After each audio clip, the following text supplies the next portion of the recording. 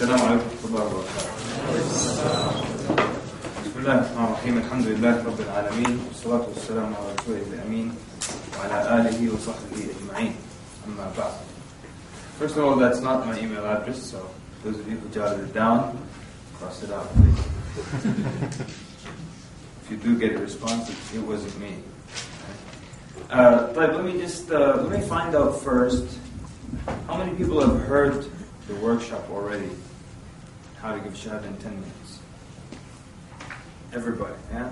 I can't see the hand. 3, 4, 5, 6. Okay, that's not too bad. About 13 people in the room. That's good.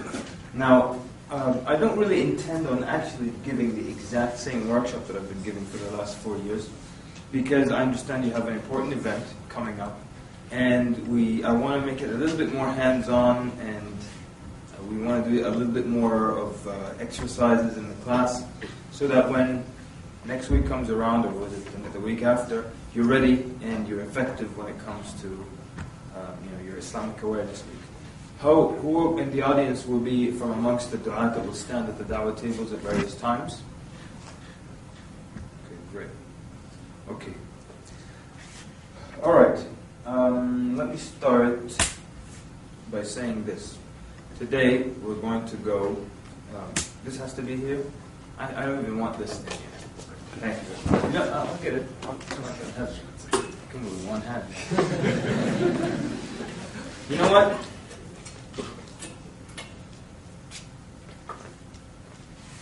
I want us to have a lot of fun today, because da'wah is fun. It's not too serious. There's a lot of room for jokes and a lot of room for opinions. There are many different ways you can do it.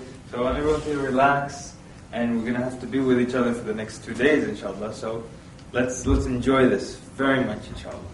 Now, let's. What was I about to start before? I'm about to say something. Yeah, a couple of things. First of all, there are no hard and fast rules in da'wah. There isn't just one way to do anything, and there is no magic wand. And I have to say that because a lot of times people expect the magic wand, and they think I have a number of magic wands. So those of you who like to pull me aside during the break, and you want an inside tip, and I might just say, look, I don't give this to everybody, but here's a magic wand for you. There are none, okay? And there are many different rules and many different ways you can tackle one problem. There's so many different ways I can speak to one individual. So because of that, I would like to invite you to feel free to take and leave from whatever I say today and tomorrow. You don't like anything I say, just leave it. It's not a problem. If you like something that I say, take it and apply it. I've been doing this for about 4 or 5 years, giving this workshop, and there are 2 types of people that come to the workshop. There's one group that wants to feel good, that they did something Islamic for the week, that they sat at some kind of Islamic event, and they make themselves feel good by doing that. They go home and that's it. There's another group that will attend, and then they're just going to try some of these techniques. They'll just try them, right? These are the people that I get emails from around the world, and there's so many emails that I get from people who heard the workshop just online, not even necessarily those who attended. But from those who attended, there was a 15-year-old that attended, and the next day he went to school, spoke to his best friend became Muslim, and according to his words, and he's better than some Muslims that I know, some born Muslims that I know. There's some revert American living in Saudi Arabia who heard the workshop online, started giving some da'wah to the foreigners there, and this was 3 years ago or 4 years ago. It had about 53 people that came into Islam. And there's another guy who sent me an email from the United Kingdom, and he was listening to the workshop online. It's like 5 parts. He heard 2.5, and he paused it to go get dinner. He said on the way, he met someone who said that, met a non-Muslim. He said, I used something from the workshop. He said something back that was expected, that you mentioned in the workshop. Then I said something back from the workshop to him, and the guy took his shahada, he became Muslim. So he said, I only heard half of the material. What happens when I hear the other half?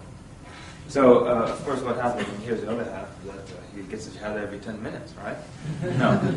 This is just the title, and I wonder sometimes at people who they get really offended and upset at the title. Sometimes it happens. What are you talking about, 10 minutes? It's not a guarantee, it's just the title of a workshop. We're not saying that if you can tolerate me today and tomorrow, everybody you stop and talk to for 10 minutes, they can become Muslim. And then if they don't become Muslim, maybe you spoke to them for 9 minutes and 50 seconds, and it's not my fault. So the truth is, it's not a guarantee, it's just a title. But also at the same time, people become Muslim, sometimes without you saying anything. And I always tell the story of the guy that I gave a pamphlet to, and basically he said, "What do I do now?" I said, "For what?" I said, "To become Muslim." So it can't be that I'm that good, just throw a pamphlet at him. Otherwise, I'd just rent a small airplane and throw pamphlets off at the whole city, But what happened was that he was already searching for the truth, I don't know what happened in this guy's life. And maybe he's been reading the Quran for the last 3 months and talking to people and talking to his friends, and his uncle is Muslim and so on and so forth. And then he's walking somewhere and I give him a pamphlet and he said, "You know what, that's it. That's a sign for me, I'm going to become Muslim." So all I did was just one little part, you see. So, but it is true, there are many people who have taken the workshop, they got a lot of shahadas. I always mention this young man in Canada here, heard the workshop online, I'd never met him before. So he wanted to start a dawah group, and he brought, let's say, about 160 people to Islam, but he retained 95% of them. Now, you'll hear me talking about being effective and being successful as a da'ih. I differentiate between the two. Effective is just the person who is able to get people to take shahada at that moment. But the successful one, those shahadas, they start to pray, they memorize al-Fatiha, they learn tawheed, and they become a part of the community. That's a successful da'ih. And I'm hoping that you don't just become effective du'at after these 2 days, that you become successful du'at. Because I don't want us to get caught up in the head count, and many people are. Many famous speakers also are caught up in the head count. All they do, they count how many shahadas. And some have incredible numbers, and I wonder how they keep count like that. They'll tell you I brought into Islam, 1,364 people. What do you have? You tattoo every time someone becomes Muslim and you count them. How do you know that?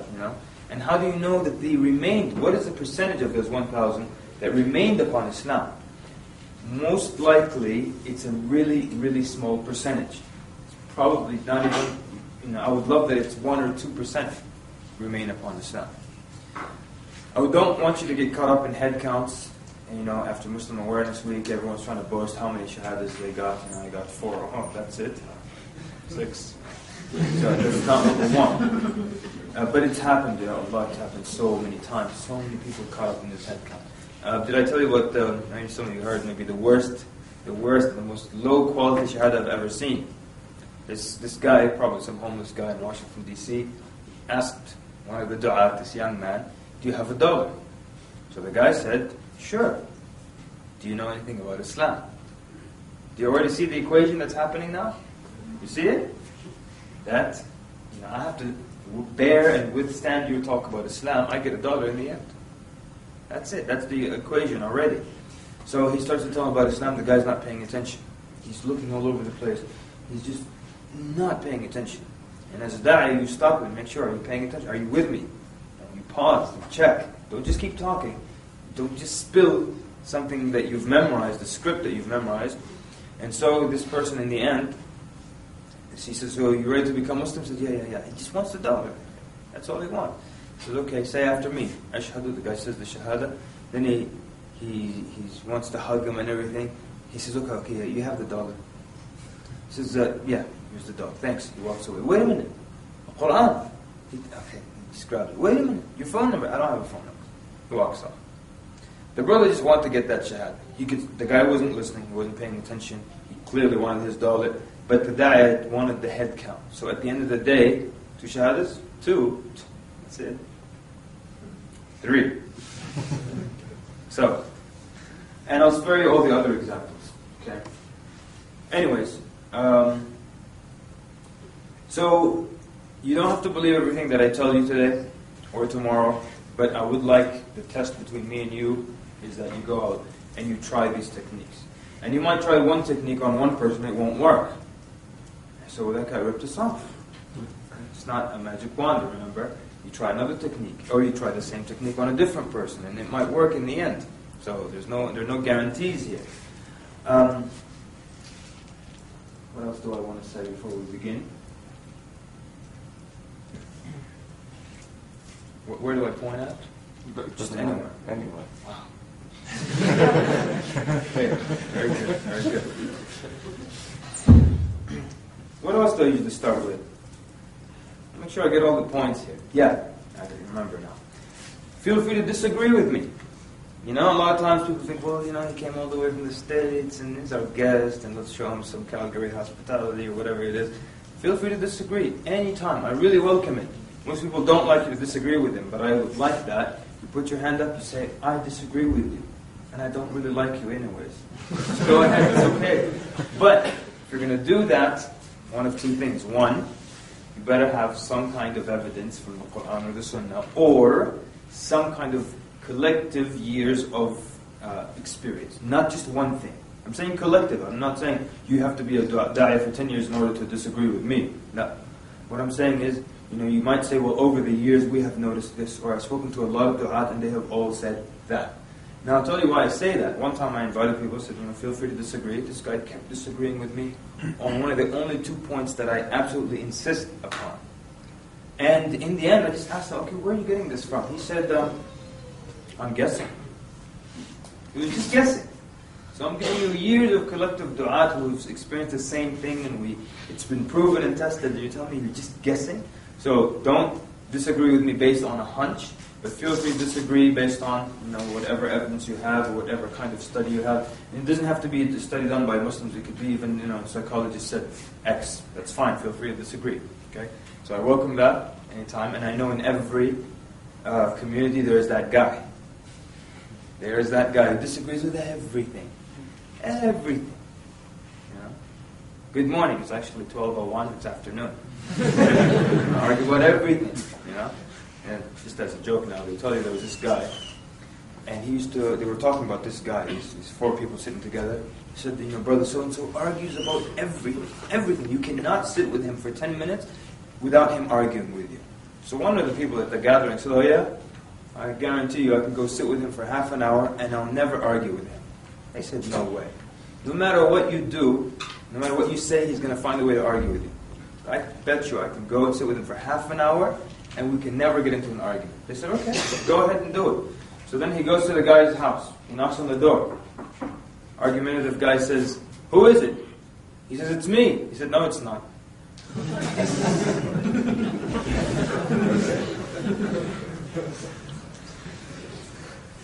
If I catch people dozing off, I'll tell you a few jokes. Got a lot of good jokes, right?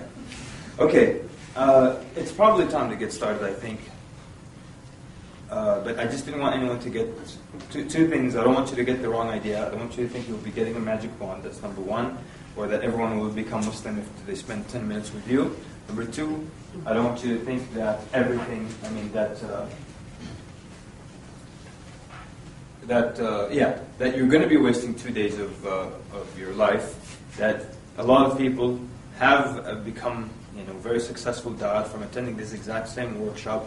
And I think we're going to up it up a little bit this time and do a little bit more training and back and forth so that you can be more ready for your Islamic Awareness Week. And I've got another workshop. It's called Dawah Power. It's a bit longer, and there we discuss. Because you have the truth. The truth is really, really strong. Truth is really powerful. So no matter who it is that approaches you, they're not upon the truth. That's one thing that's a given for sure. And you're the one who's upon the truth, right?